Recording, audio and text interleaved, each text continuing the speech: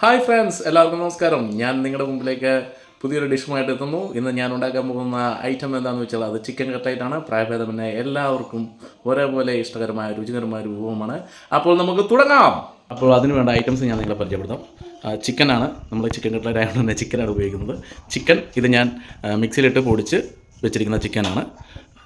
അപ്പോൾ നമുക്ക് chicken cutlet ഉണ്ടാക്കാൻ ആവശ്യമുള്ള സാധനങ്ങൾ എന്തൊക്കെയാണെന്നുള്ളത് നോക്കാം. ഇത് ചിക്കനാണ്.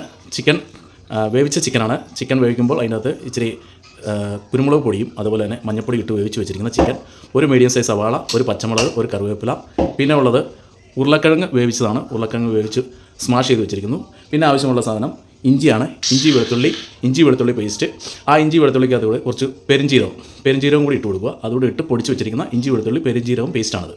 പിന്നെ ആവശ്യമുള്ളത് മുട്ടയാണ്. പിന്നെ നമുക്ക് ആവശ്യമുള്ള സാധനമാണ് cornflour and finally bread crumbs. Bread നമ്മൾ തന്നെ പൊടിച്ചതാണ്. പൊടിച്ചതിന് ശേഷം അതൊരു പാനിലിട്ട് ഒന്ന് ചെറുതായിട്ട് ചൂടാക്കുമ്പോൾ അതിൻ്റെ അകത്ത് കുറച്ച് ഗരം മസാല കൂടി ഇട്ട് കൊടുക്കുക. അതൊരു 3-4 മിനിറ്റ്സ് ഒന്ന് ചൂടാക്കിയാൽ മതി. അതിൻ്റെ നിറം ഒന്ന് മാറി ഒന്ന് ഡ്രൈ വരുമ്പോഴത്തേക്കും ഓഫ് ചെയ്യുക. ഇത്രയും സാധനങ്ങളാണ് നമുക്ക് ഇതിനാവശ്യമുള്ള ഐറ്റംസ്. പിന്നെ നമുക്ക് ഒരു പാൻ എടുത്ത് അതിലേക്ക് കുറച്ച് എണ്ണ ഒഴിച്ച് കൊടുക്കുക. ഓൾറെഡി അപ്പോൾ നമ്മുടെ സവാള നന്നായിട്ടൊന്ന് വരണ്ട് വന്നിട്ടുണ്ട്. ഒത്തിരി ഡീപ് ഫ്രൈയിലേക്ക് പോകണ്ട, അത്യാവശ്യം ഒരു മീഡിയം രീതിക്ക് സവാള നന്നായിട്ട് വരണ്ടിട്ടുണ്ട്. ഇതിലായിട്ട് നമ്മൾ കുറച്ച് ഗരം മസാല,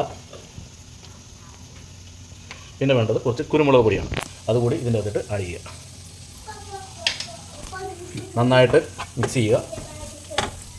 അപ്പോൾ ഞാൻ എടുത്തു വെച്ചിരിക്കുന്ന മുട്ടയിലേക്ക് 2 മുട്ടയാണ് എടുത്തു വെച്ചിരിക്കുന്നത്. ഈ മുട്ടയിലേക്ക് കുറച്ച് സാധനങ്ങൾ ആഡ് ചെയ്തിട്ടുണ്ട്. 1/2 ടീസ്പൂൺ കോൺഫ്ലവർ, 1/4 ടീസ്പൂൺ കുരുമുളക് പൊടി, ലേശം ഉപ്പ്. നന്നായിട്ട് മിക്സ് ചെയ്യുക.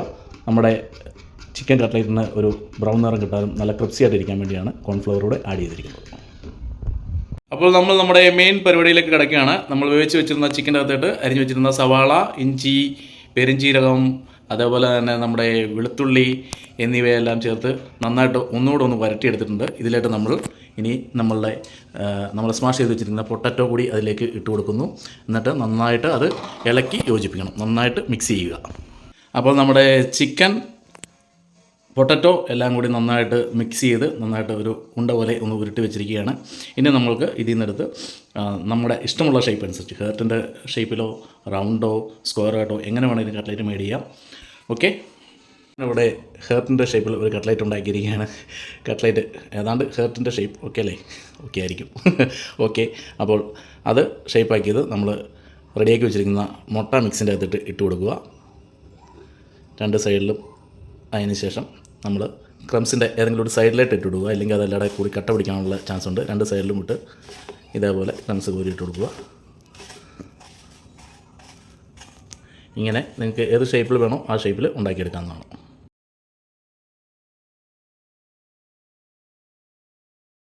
ഇനി നമുക്ക് ചൂട് കട്ടിയുള്ള ഒരു പാത്രം എടുത്ത് അതിൽ കുറച്ച് എണ്ണ ഒഴിച്ച് എണ്ണയൊന്ന് ചൂടാക്കാം.